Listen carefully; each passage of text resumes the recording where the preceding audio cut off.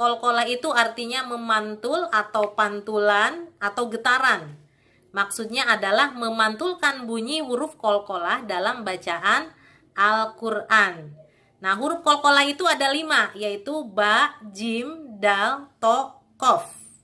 Biasa disebut, ada yang disingkat menjadi kutbujadin atau ada yang menyingkat baju di toko. Jadi hurufnya ba, jim, dal, to, kof.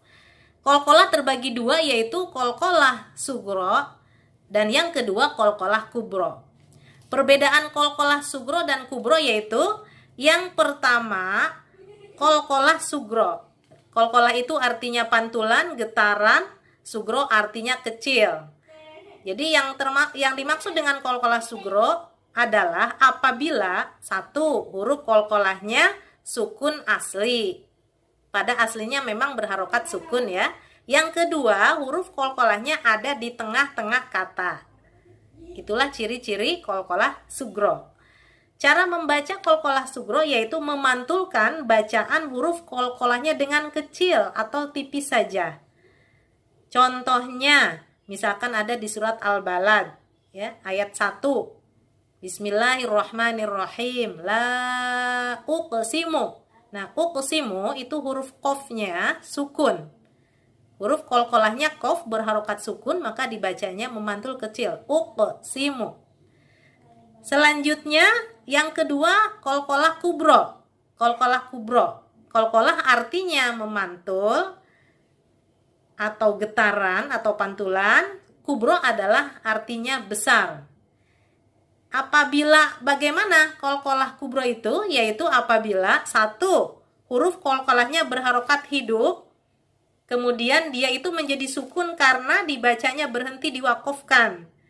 Baik itu wakofnya di tengah ayat maupun di akhir.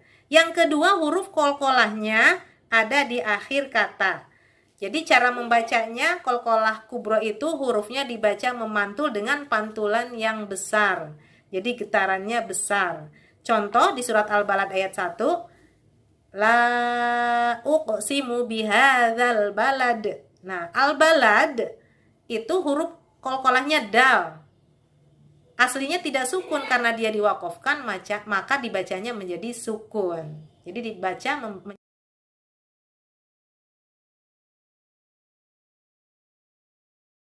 Selanjutnya, marilah kita perhatikan contoh kolkolah kubro yang ada di surat Al-Lahab.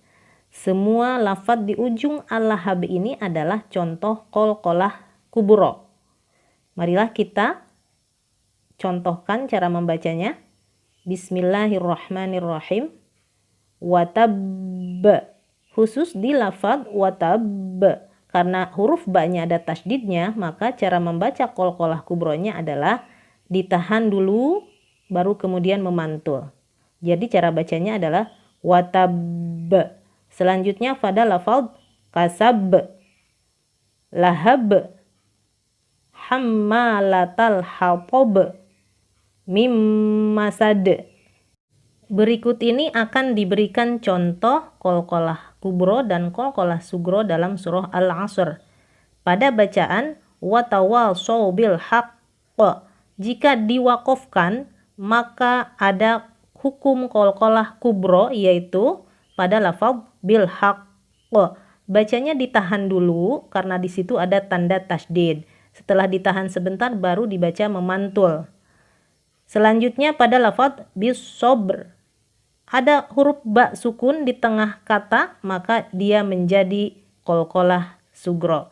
Demikian penjelasan hukum kolkolah sugro dan hukum kolkolah kubro.